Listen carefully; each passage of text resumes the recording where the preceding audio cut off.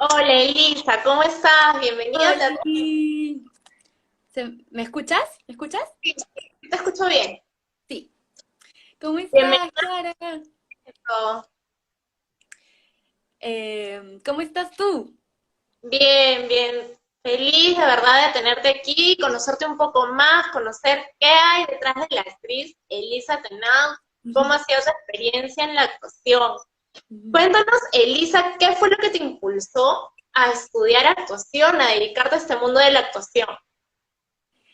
Eh, a ver, eh, primero no sé si sería, si te parece a ti como relevante un poco mencionar un poquito lo que está pasando en las redes sociales, porque no sé si has visto que toda la plataforma está con recuadros negros y está pasando, están como que la gente manifestándose sobre lo que está pasando en el mundo. Claro, Entonces, quería que este conversatorio no sea como si fuéramos ajenas a lo que está pasando, sino que justamente eh, tenemos que seguir con lo nuestro, con nuestro arte, con nuestros ideales, con lo que sabemos hacer para seguir, bueno, para empezar a construir una civilización más solidaria, ¿no? Entonces, nada, quería como que decir un poquito de eso nada más para seguir conversando en base a eso, ¿no? y tienes toda la razón, porque en verdad estamos ahorita atravesando por momentos complicados, la pandemia, el tema del racismo, cómo nos puede tocar a nosotros también como actores, que Sí. estamos de repente tenemos estas plataformas para llegar a las personas, ¿no? Y ellos puedan llevarse de repente un mensaje o nosotros podemos alzar la voz. ¿Tú qué piensas al respecto de esto, Elisa? Mira, yo pienso que el hecho de estar en cuarentena, que ya estamos casi por los 80 días, nos ha hecho como sentarnos a reflexionar un poco sobre nosotros mismos y sobre cómo era la vida antes, ¿no? Porque al principio decíamos, ay, extraño la vida normal, extraño regresar a la normalidad, pero, y creo que todos hemos pasado por esas distintas etapas, ¿no? Entonces al comienzo era como, ay, no, ya quiero volver a la vida normal, pero a medida que se fue alargando la cuarentena, creo que tuvimos eh, más tiempo para seguir reflexionando sobre lo que está pasando y pensar que en verdad la vida normal que vivíamos tenía un montón de cosas que no estaban bien. Entonces, creo que ahora todos estamos como despertando un poco y queriendo, ahorita estamos como, bueno, ya nos dimos cuenta que hay un montón de cosas que no estaban bien, habían un montón de injusticias sobre el teatro también, y es algo que también quisiera aprovechar esto para conversar contigo, porque también me interesa saber tú qué piensas, ¿no? Que tú eres fundadora de Teatro Cimiento y ya tienes tiempo y experiencia en esto, como me parece genial que hayamos tenido esta conversación justo hoy, entonces no me parece coincidencia, ¿sabes? Entonces, ahora que nos hemos dado cuenta que hay cosas que no estaban bien en el mundo normal al que todos pertenecíamos, estamos como, pucha, ¿y ahora qué hacemos, no? Como que ya nos dimos cuenta, pero ¿qué podemos hacer?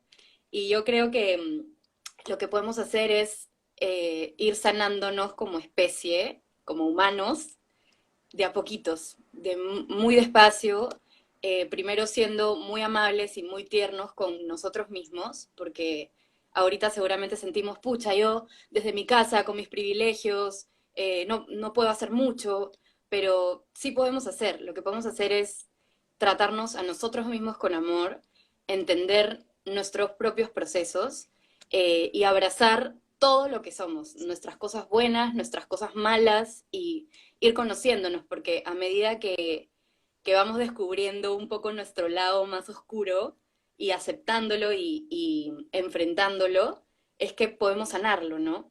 Entonces, como así voy trabajando yo un poco también cuando me voy enfrentando a un personaje, ¿sabes? Como trato de hacer lo mismo con el personaje, que el personaje que tenga la responsabilidad de interpretar, trato de meterme en su psicología, en su espiritualidad y ver sus lados buenos y sus lados malos, porque así, solamente así, aceptando todo lo que somos, vamos a poder conocernos mejor e ir mejorando, e ir sanando, e ir siendo mejores personas, mejores individuos en esta tierra, ¿no? Entonces, creo que ahora la chamba se complica un montón más, porque creo que tenemos que hacer lo mismo, pero ya a nivel especie. O sea, creo que como especie humana tenemos que enfrentar nuestra oscuridad. Y solo así, aceptándola, creo que vamos a ir sanando, porque con todo esto que está pasando, es normal que sintamos indignación, ¿no? Que digamos qué horror la gente racista. No sé si acá hay menores de edad, porque vamos, o sea, como que voy a tocar temas un poquito para sensibilidades un poco más maduras, pero bueno, espero que con esta advertencia sea suficiente y no herir susceptibilidades. Entonces, decimos qué horror el racismo, qué horror la pedofilia, porque también es algo que está saliendo un montón en redes ahora.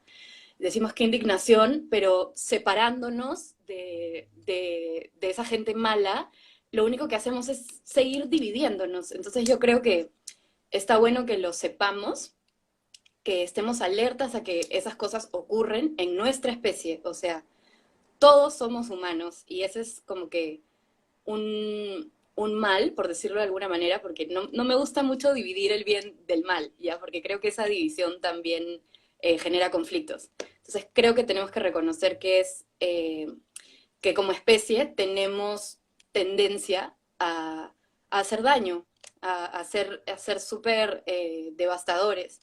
Y creo que en vez de ponernos una venda y decir, no, no, no, yo soy bueno, yo jamás haría eso, tenemos que decir, ok, sí, como especie tenemos esa devastación, tenemos ese gen de ser nocivos, y creo que enfrentándolo, por más duro que sea, por más que nos duela horrible, que tengamos días súper bajos en vibración, en energía, en emociones, tenemos que darnos la mano y decir, ok, aceptémoslo y vamos a ir sanando desde la aceptación. Entonces, poco a poco, creo que aceptándolo y conversando bastante, bastante, bastante, poquito a poquito vamos a ir iluminando, ¿no? Porque mientras más tapas las cosas, mientras más las separas, mientras más dices, ay, no, yo no, más se queda ahí enterrado y fundido. Y sobre eso se sigue construyendo, y peor, y peor, y peor, y peor, como es lo que ha pasado en la historia de la humanidad. Pero mientras más digas, ok, esto pasa, es verdad, hagámoslo visible, dejemos de que sea un tabú, conversemos, confiemos, como contemos nuestros secretos. O sea, no me refiero a divulgar tus intimidades, pero si sientes que tienes como cosas que no quieres contar porque te da vergüenza, porque son tabú, eso como que al final también te envenena bastante. Entonces, seamos más abiertos de mente, como que abramos espacios de diálogo, conversemos, seamos más amables, más comprensivos, como más tolerantes, ¿no? Como si viene un amigo tuyo y te cuenta algo terrible que siente, en vez de decirle, "Ah, tenemos que llamar a la policía, tienes que meterte a un psicólogo, o voy a hablar con tu mamá", escúchalo nada más, como juntos podemos ir sanando muchas cosas, ¿no? Entonces creo que esa es la que tenemos que hacer, como paciencia, enfrentarlo juntos, observarlo y aceptar todos los déficits que tenemos como especie para, abrazando nuestra propia oscuridad como especie, ir yendo hacia algo mejor, ¿no? Eso. Es Eso es lo cierto que... que mencionas, porque al principio, cuando inició la cuarentena, parecía que iba a durar poco tiempo, pero se fue alargando y nos fuimos dando cuenta que la realidad es otra. Y también, por otro lado, ha servido también para reflexionar, como mencionas, ¿no? Porque muchas personas al estar en la casa realmente se dan cuenta que tienen a sus familiares, ¿no? Mamá, papá, hermanos, y que también pueden disfrutar de otras cosas, y también por las noticias se dan cuenta que en el mundo hay mucho peligro, hay maldad, ¿no? Y qué hacer frente a eso, por ejemplo, en el tema laboral, ¿no? Las personas ahora trabajan desde casa, los actores nos está afectando mucho también, Sí, a casi la mayoría, ¿no? Y por ejemplo, en tu caso, tú, Elisa, ¿cómo estás enfrentando esta pandemia como actriz ahora? ¿Tienes... Ajá, bueno, al principio estaba como un poco en negación, como que decía, ya va a pasar, pero después cuando empezaron a darse las videollamadas con los elencos con los que estaba trabajando, porque tenía unos próximos estrenos, eh, iba a estrenar una obra dirigida por Jimena del Sante, escrita por Santiago Roncayolo, que se llama Tus amigos nunca te harían daño. Esa estábamos a punto de estrenarla y estábamos ensayando bastante y nada, tuvimos un último ensayo en el que dijimos, ¿sabes qué? Lo vamos a dejar ahí nomás porque está habiendo un problema sanitario de fuerza mayor. Y pucha, fue súper fuerte recibir la noticia, pero me lo tomé con calma primero. Dije, ok, por algo será. Y luego tenía otro proyecto para mitad de este año, del cual estaba súper emocionada, Kiara, porque me iba a dirigir a Alberto Isola. Y Alberto Isola es uno de los actores y directores y maestros con más trayectoria actualmente en nuestro país. Entonces iba a ser un regalo para mi carrera, trabajar con él y con un elenco tan grande como era Ale Guerra. Ale Guerra iba a ser la mayoría de mis escenas iban a ser con ella. Entonces estaba muy emocionada de conocerla, de poder trabajar con ella. Y también teníamos una fecha de función en Bogotá. Entonces íbamos a viajar también. Y estaba muy emocionada. Y al final hicimos un Zoom, una videollamada, en la que Alberto dijo, se cancela hasta nuevo aviso. Y yo me puse súper triste, en verdad, como he estado bien triste, bien deprimida. Wow. Entonces, al principio como dije, ay, bueno, pero al final, nada, pasar por ese proceso de digerirlo, asumirlo y salir de la negación para poder pasar otra cosa, ¿no? Y ahora, bueno, como actriz, igual que tú, igual que toda la comunidad de actores y actrices peruanos y peruanas, yo creo que ahorita hay como un par de caminos. Uno es los que ya se han puesto a crear contenido vía Zoom, o sea, que están empezando con el teatro digital, lo cual me parece genial, me parece súper bueno. Y creo que hay otro grupo en que todavía estamos como tratando de ver qué más pasa o esperar un poquito más o escribir. Desde que recibí esta noticia de que la obra que iba a hacer se canceló, las dos obras que iba a hacer se canceló, lo que me fluyó a hacer como artista, porque no puedo dejar de crear, escribí un rap, porque a veces me gusta escribir rimas y me gusta como cantarlas, y lo publiqué y tuvo bastante acogida y bastantes colegas me escribieron diciéndome que se sentían identificados porque eh, está en mi perfil, está en mi feed el rap si lo quieren ver por ahí. Seguramente algunos de ustedes lo han escuchado. Y al final el mensaje que daba en ese rap, el mensaje que sentí que llegó a mí fue que teníamos que escribir, ponernos a escribir bastante, generar nuevo contenido, escribir desde lo más honesto y lo más profundo de nosotros como creadores y escribir sobre personajes que nos gustaría interpretar. Entonces, ahorita mismo, como actriz, estoy en ese proceso de volverme dramaturga, escritora, que, que bueno, es difícil, ¿no? No todos los actores y actrices, por algo somos actores, actrices, ¿no? Porque no somos escritores. Pero yo creo que al final el ser actor y actriz es un trabajo artístico en el que obligatoriamente tienes que poder ser versátil, multifacético y ingeniártelas para crear desde otros oficios, ¿no? Entonces yo creo que ahorita los actores y actrices que no están ya en un proyecto de teatro digital, tenemos que escribir bastante y leer bastante y, y generar contenido y, y también diálogo, bastante diálogo. Como en esta cuarentena me he dado cuenta que hay un montón de colectivos de teatro peruano que tienen tiempo y que están muy bien organizados. Y yo no los conocía, ¿sabes?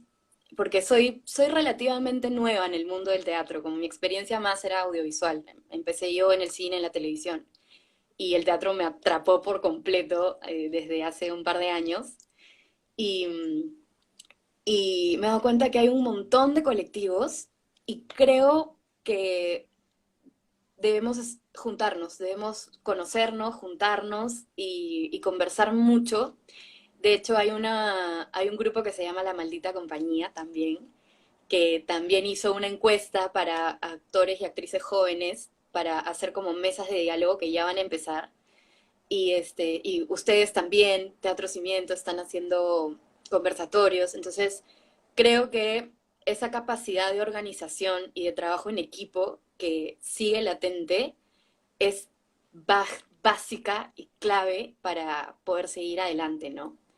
Porque también me he dado cuenta en toda esta revolución que está pasando de reflexiones, que el teatro es algo muy grande, pero que en Lima, sobre todo en el entorno, en el pequeño entorno teatral en el que yo he ido entrando, he ido conociendo, me he dado cuenta que el teatro, que los grupos teatrales tenemos muchas ganas de hacer, pero se nos cierran algunas puertas porque alquilar una sala es demasiado caro, las salas están llenas, no hay salas de teatro y como sabemos, nuestro querido Estado tiene otras prioridades que el teatro. Entonces, tenemos ahí como muchas limitaciones como artistas para poder difundir nuestro arte. Y entonces creo que finalmente se vuelve lamentablemente un poco elitista el arte, el teatro acá en Lima sobre todo. Y es elitista y también está como enquistado, ¿no? Como tienen que las personas ir hacia el teatro, ¿no? Y últimamente estaba pensando que sería bueno hacer que el teatro llegue a la gente, que el teatro se mueva por todo el Perú, que llegue, o sea, que hayan que creemos la manera de poder ser más, como era el teatro antiguamente, ¿no? Que era más callejero, eran como tropas teatrales que viajaban, un poco como los circos, que eran así también agrupaciones que más nómadas, ¿no? Más gitanas, que iban como moviéndose, iban compartiendo su arte a diferentes lugares, en diferentes ciudades, podían llegar a diferentes tipos de personas, ¿no? Y creo que de ahí nace una gran retroalimentación y una difusión también de llegar a más personas, porque bastantes personas me escriben también diciéndome que nunca han ido al teatro. Algunas personas que me siguen me dicen que nunca han ido al teatro, que les gustaría, que les da curiosidad, que sienten que ellos tienen talento también para subirse a un escenario y no tienen el alcance. Entonces creo que es nuestra responsabilidad como comunidad llegar a lo máximo de ciudades que podamos dentro de nuestro país para poder compartir lo que sabemos hacer, enseñando y haciendo espectáculos también, ¿no? Es verdad, en muchas provincias no hay locales de repente para presentar una obra de teatro, Ujú. de repente no hay tampoco grupos de teatro, entonces las personas, la población en esas provincias no saben, ¿no? Que el teatro en verdad tiene muchos beneficios desde el hecho de llevar un taller de teatro o ver teatro, ¿no? Ujú. Es parte de la cultura. En Lima sí hay muchos grupos teatrales, presentaciones teatrales, que me parece súper bien, pero las provincias no tienen esa suerte, Sí. ese beneficio, ¿no? De poder ver teatro, llevar clases de teatro, y es una buena alternativa de repente que los actores se junten, se conozcan, o los grupos colectivos se conozcan, ¿no? Y ir más allá de Exacto. enfocarse en un solo lugar. Sí, sí, yo creo que veo esa alternativa como una gran meta, que ahorita mismo no tengo idea cómo hacerlo, o sea, no sé por dónde empezar, pero creo que toda la coyuntura que está pasando en el mundo y en nuestro país nos invita a reformar, a reinventar el teatro, y digital me parece una gran manera porque digitalmente se puede llegar a varios lugares, pero tengo como que una visión, unas ganas de que en el futuro se pueda juntar lo digital con lo que sea en vivo y en directo, en persona, o no sé, como sé que va a llegar el momento en el que mis cables van a conectar junto con los de los demás, porque ahorita lo único que sé es que tenemos que conocernos, juntarnos y conversar. Y una vez que eso pase, estoy segura que con la creatividad y la inteligencia tan particular que tienen los actores y las actrices, vamos a llegar a crear un formato nuevo para poder llegar a más lugares y que se mueva esto y se difunda esto mucho más, ¿no? Y que no sea solamente los privilegios de algunos lugares o que esté tan centralizado, ¿no? También alguna gente que quiere tener una buena formación, que vive en provincia, tiene que primero hacer todo el trámite de llegar a Lima, mudarse, dónde vivir, un alquiler es demasiado caro, o sea, hay tanto talento en provincia que se pierde y eso no es justo tampoco. Entonces creo que podemos hacer algo ahí como para alguna gestión cultural, qué sé yo, entre todos para hacer que se vaya moviendo, ¿no? Y bueno, lo que sí, tendríamos que hacer una súper chamba de voz, porque si queremos, o sea, la idea que tengo debería poder adaptarse, ¿no? Adaptarse a cualquier espacio, que sea no teatral. Entonces ahí sí tendríamos que trabajar un montón nuestra proyección de voz para que se nos escuche, ¿no? Porque a veces hay lugares que la acústica no te ayuda y ahí murió el espectáculo, ¿no? Entonces, creo que en esta cuarentena podríamos aprovechar de trabajar nuestra voz bastante para cuando esto pase, porque estoy segura que va a pasar y cuando menos lo esperemos va a pasar. Entonces tenemos que estar preparados para arrancar también, ¿no? Sí, sí. Hace un rato justo mencionaste, ¿no? Que el teatro te atrapó mucho, porque habías hecho lo que era cine y televisión. ¿Qué fue lo que te atrapó a ti del teatro, Elisa? A ver, es que primero yo empecé haciendo televisión, como hacía bolos chiquititos en novelas y, y bueno, me gusta mucho trabajar para la cámara. De hecho, siento que es un poco más mi naturaleza, como siento que la cámara y yo tenemos algo muy, no sé, un vínculo ahí. Conexión. Pero la cámara como que te da seguridad, porque cualquier problema que haya, cortan y se vuelve a grabar. Entonces eso como que de cierta manera te acomoda, como que sentía que estaba muy cómoda actuando para la cámara, sentía que tenía, o sea, sentía que estaba muy segura a la hora de trabajar para la cámara y sentía que entonces mi arte, en esa comodidad, en esa seguridad, sentí que me estanqué un poco y dije, tengo que salir de esto, como que tengo que remover un poco esto, ajá, para, para seguir avanzando. Espera, creo que no te escucho bien. A ver, háblame. Te decía Ya, como sí te salir de escucho. la zona de confort. Exacto, sí. Ahora sí te escucho. Entonces, y sentí que me estaba estancando también como artista, o sea, sentí que como actriz estaba alcanzando algunos límites, como que no estaba explorando más con mi cuerpo, me estaban empezando a dar siempre los mismos papeles. Entonces dije, creo que para darle un vuelco a mi carrera y seguir creciendo, tengo que ir a la raíz de este arte que radica en el teatro, ¿no?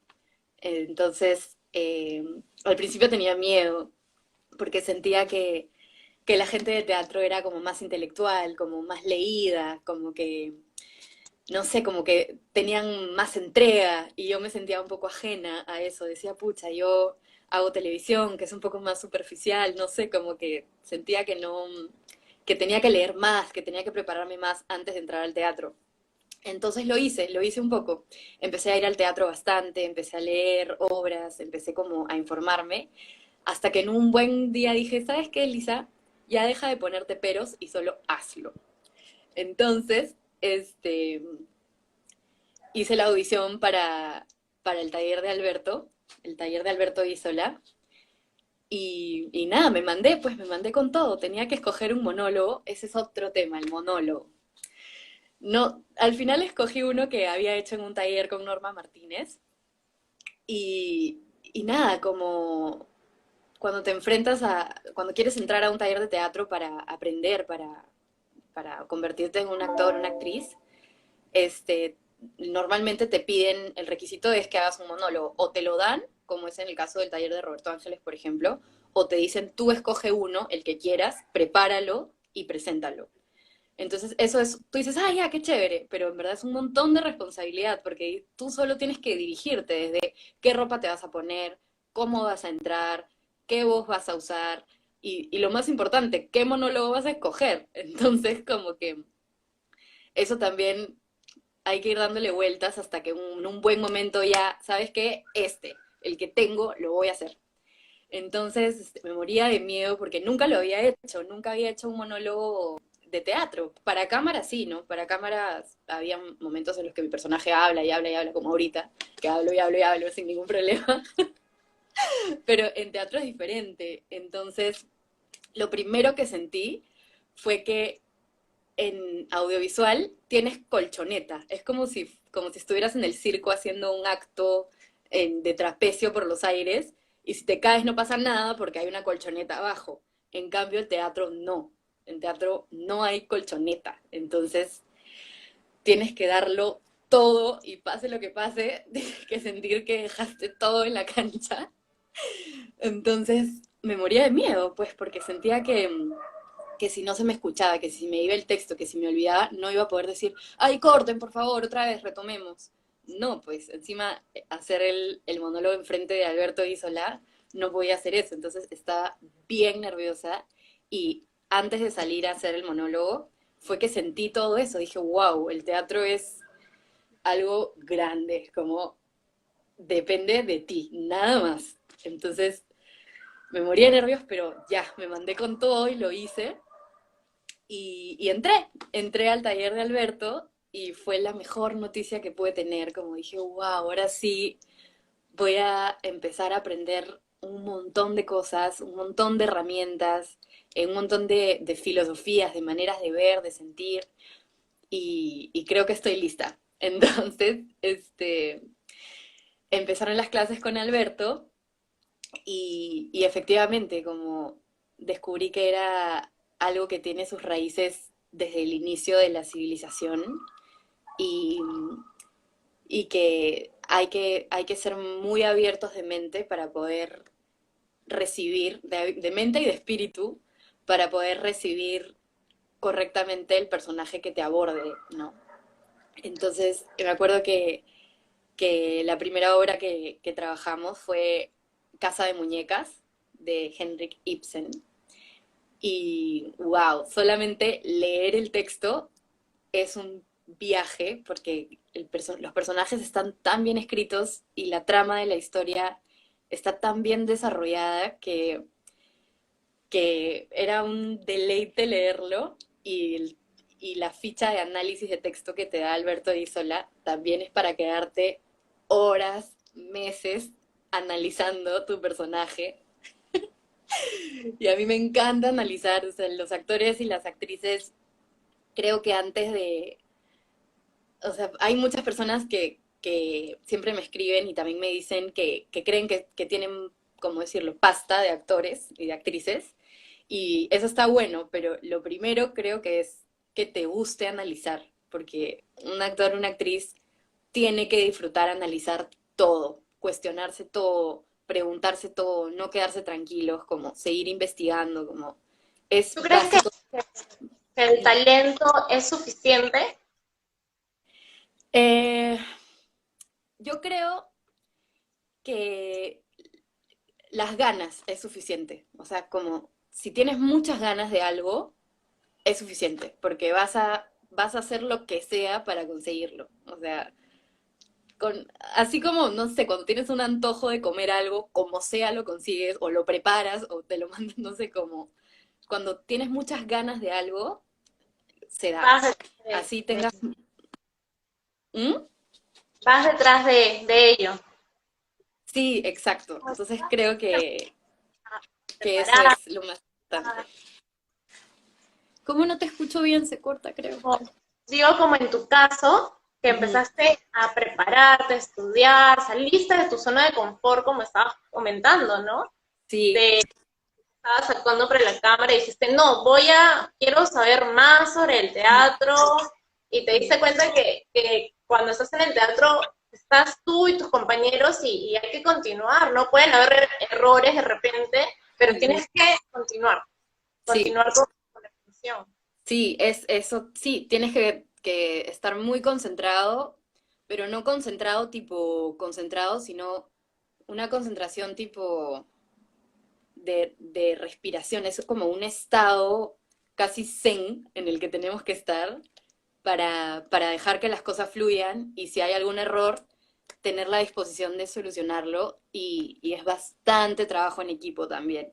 Eso también es muy, muy importante porque eh, a veces hay personas que no tienen la capacidad de trabajar en equipo y eso no es que los hagan malos actores ni malas actrices, sino que simplemente de repente están en un proceso en el que primero deberían trabajar para sí mismos y luego ya abrirse a un equipo, ¿no? Porque es fundamental ser receptivo y abierto con tus compañeros y que te sientas cómodo con ellos también, ¿no? Como yo no entiendo cómo hacen los elencos cuando hay actores y actrices que no se caen, que no se llevan, que no se quieren. No entiendo cómo pueden trabajar así. Yo no puedo, por ejemplo, si tengo algún problema en mi elenco, tengo que solucionarlo porque no me siento segura de subirme a dar función con alguien con el que tengo algún problema, ¿no? Como que eso sí, no, tiene que reinar el amor, la confianza antes de subirse al escenario, porque si no, muy peligroso. Sí, no, a mí me ha pasado y es, uy, horrible, pero ¿qué haces? No tienes que continuar, nada más. A veces no hay Ujú. cómo solucionar tampoco las cosas, es muy complicado. Es Sí, imagino, tener imagino. que lidiar con eso. Sí, al final, nada, tienes que tener, o sea, yo digo, a mí me ha pasado, pero en telenovela, ¿no?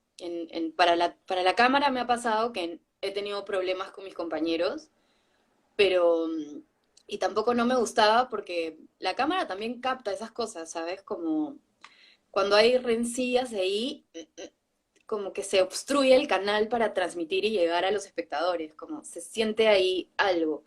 Hay algunos actores y actrices que pueden sobreponerse a eso y yo los admiro, la verdad, pero yo prefiero que todo esté como limpio, ¿no? Entonces, cuando me ha pasado, al final he tenido que rogarle a la luna que me dé la madurez de ceder y acercarme a la persona, a mi compañero, y decirle, eh, ¿qué pasa, no? Perdóname. Así yo no haya tenido la culpa, sí voy y le digo, perdón, podemos hablar, y ahí como que siempre fue mejor, ¿no? Como si tenía un problema con alguien, eh, porque yo soy bien, ¿cómo se dice? No sí, orgullosa, sí soy orgullosa. Entonces como que al principio me cuesta tener que decir, oh, ¿cómo hago para pedir perdón cuando yo no tengo la culpa? Pero al final al final como priorizo el trabajo, sobre todo para mi personaje, porque yo sí soy una actriz que respeta un montón eh, las condiciones en las que recibo mi personaje, ¿no? Entonces, si mi personaje ama a su novio, personaje novio, yo como actriz no puedo no aguantar al actor que hace de mi novio, como que siento que no le estoy dando las condiciones que mi personaje merece. Entonces, priorizo eso y me trago mi orgullo y trato de solucionar el problema que haya para que todo Y como que también fluya mejor. Y también para el elenco, ¿no? Porque el elenco termina dándose cuenta de Exacto. temas y también para ellos es complicado, ¿no? No sé, de repente ver, oye, la actriz tal no se lleva con él y hay un clima complicado en el trabajo. Sí, horrible. Y sabes qué también, a veces me ha pasado que voy al teatro y no entendí nada de la obra, ¿ya? A veces me pasa eso. Pero igual salgo con sensaciones buenas, porque simplemente el hecho de ver un grupo de 5 o 6 humanos compartiendo en escena, como que te da gratitud, más allá de lo que quiera decir la obra, el texto, es el momento que estás viviendo, como que el teatro es bastante del presente, los espectadores y los actores están generando una atmósfera en ese momento. Entonces, más allá de lo que, del vestuario, del texto, más allá de la forma de la obra, te llevas te llevas la energía un poco de lo que viste. Entonces, si hay energías que no se llevan bien o actores que están solamente ahí por la fama o por exponerse o qué sé yo, salgo con una sensación que, no sé, como no me convence mucho. Pero si veo, además de actores, amigos, humanos que están solidarizándose con ellos, que están confiando a ciegas entre ellos en el escenario, más allá del texto, como que digo que eso es inspirador, eso como motiva. Entonces yo sí creo que es muy importante que haya buena onda en el equipo, ¿no? Creo que es muy importante. Una vez tuve la suerte de poder dirigir un proyecto, no como directora, sino eh, creamos un concepto con yo y 2 amigos más y dirigimos un elenco de bailarines, un elenco de actores y para escoger con quiénes íbamos a trabajar nos demoramos bastante porque queríamos que los que no se conocían, teníamos que adelantarnos a los que no se conocían si se iban a caer bien o no. Entonces decíamos, este se llevará bien, no, mejor a esta no la llamamos porque de repente le va a dar celos esto, como que nos rompíamos la cabeza para escoger bien el equipo y al final lo escogimos y todo funcionó muy bien y dije, uf, qué bueno, porque en verdad eso es muy importante, que haya profesionalismo y buena onda, ¿no? Es importante para mí eso. Claro, que los actores que van a trabajar juntos se lleven bien, que haya armonía en el espacio para todos, ¿no? Porque si no la obra no va a funcionar o la Sí, serie está haciendo. sí, o sea, como te digo, no, hay colegas nuestros que no sé cómo hacen, que igual funciona. Así se detesten, en escenas son maravillosos. Yo no sé cómo hacen, pero, pero yo creo que algo de esa mala onda que hay, igual se la lleva el público, de alguna manera, y yo prefiero evitar eso. Sí, Entonces, creo que es de repente también ya la experiencia de ellos, ¿no? Que dicen, no, sí, esta es mi papel, pase lo que pase, tengo que hacer la escena y que no se note que no sí, me llevo con esa persona. claro, o quizás tienen la experiencia, como dices tú, de dejar atrás sus sentimientos personales y en escena le dan todo a su personaje, ¿no? De repente por eso es que funciona. Yo creo que sí, que la experiencia también ayuda bastante. Y sí, al final eso es lo importante, que en escena no hayan rencillas, ¿no? Ya Elisa, después de terminar la función y ya sáquense los ojos y que... Elisa, en tu caso, ¿cómo realizas la construcción de tus personajes? Estabas contando del taller de Alberto que estabas llevando, imagino que ya has aprendido un montón con él. Sí, Alberto tiene una técnica eh, que a mí me gusta bastante, ¿ya? Alberto empieza dándole importancia a los zapatos, porque dice que los zapatos son lo que conecta con la tierra a tu personaje, lo que lo trae a la tierra. Y... ¿Ay, se cortó? No, sí está bien. Allá. Entonces, y dice que los zapatos también te dan la postura, te dan la forma de la columna, te dan una manera de caminar. Entonces, a mí sí me funciona eso bastante también, como que hay un montón de colegas nuestros que prefieren hacer las 7 preguntas, las clásicas 7 preguntas para ir construyendo su personaje, pero Alberto nos enseña bastante también guiarte de tu primer impulso, o sea que apenas te digan, ya, tú tienes el personaje de, ay, no sé, pues Julieta, por ejemplo. Entonces, apenas te dicen, tú vas a ser Julieta, lo primero que se te viene a la cabeza, aférrate a eso. O sea, Alberto nos enseñó eso y a mí me funciona un montón. Entonces, no sé, pues si me dicen Julieta y se me ocurre que debería yo tener, no sé, pues el pelo largo, me empiezo a practicar peinados, como que yo sí, a mí sí me funciona empezar a construir desde afuera, por decirlo de alguna manera, como que alguna utilería, algún objeto que creo que ella pueda usar, o alguna prenda, o algún peinado, o algún maquillaje, o las uñas también. Me acuerdo que en el taller de Roberto que estaba haciendo justo antes de la pandemia, me tocó hacer un personaje de una obra que se llama Sobre Lobos. Y era un personaje súper difícil porque era una señora mayor que era ex vedette, que era hasta ex prostituta para algunas lecturas. Entonces era una mujer mayor, súper desenfrenada, y yo dije, ¿cómo voy a dar ese peso? Porque yo soy enana y flaquita, y decía, ¿cómo voy a dar el peso de esta mujer? Y vi que tenía unas uñas postizas. O sea, lo primero que pensé fue uñas.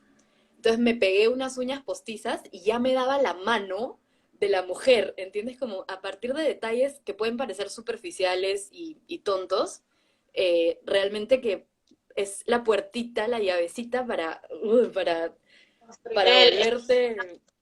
Ajá, entonces, el personaje y de ahí vas viendo qué otras cosas más agregar o exacto. tal vez quitar del personaje. Ajá, exacto. Entonces, yo sí empiezo a construir desde lo visual, desde lo que se ve. De repente me pinto una boca roja. Después también me acuerdo que hice un personaje en el que sentía que tenía que que tenía que faltarle unos dientes. Entonces me inventé cómo hacerme unos dientes negros y desde ahí la sonrisa, la postura, como que me empezó a cambiar.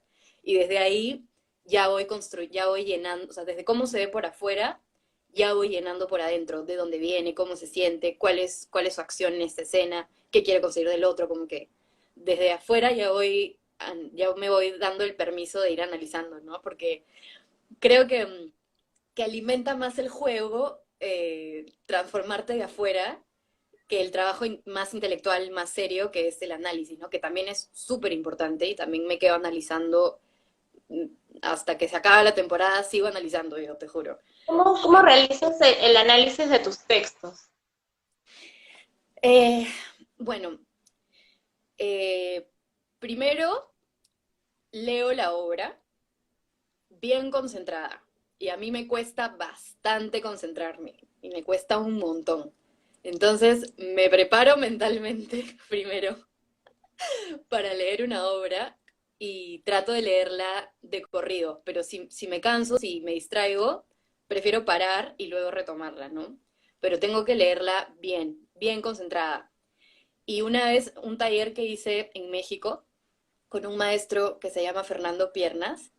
Él nos hizo toda una clase de cómo leer un texto, porque normalmente leemos y sin darnos cuenta ya estamos prejuzgando, como que relacionamos con nuestras propias vivencias lo que estamos leyendo y empezamos a juzgar. Y eso a veces es un problema porque no te hace ver lo que realmente el personaje o los personajes quieren transmitir. Entonces, o sea, antes de leer tengo que limpiarme de todos mis prejuicios, porque a veces, no sé, pues hay personajes que se dejan maltratar por su novio, por ejemplo. Entonces yo al toque digo, ay, pero qué estúpida, yo no quiero hacer ese papel, porque el papel de esa chica se deja maltratar y no sé qué, y ya estoy leyendo y ya estoy juzgando. Entonces primero tengo que olvidarme que soy Elisa, olvidarme mis ideales, olvidarme mi moral, o sea, eso también decía ese maestro, para ser actor, actriz tienes que ser amoral completamente, como que tienes que quitarte los esquemas, quitarte tus religiones, quitarte tus creencias, quitarte todo, y así como una hoja en blanco, comenzar a leer para poder comprender lo que está pasando fuera de tus juicios. Entonces, eso es un trabajo bien complicado también. Entonces, desde que leo la obra ya estoy trabajando, como digo, desde que me preparo para leer la obra, ya estoy trabajando y digo, ok, vamos a leer sin juzgar.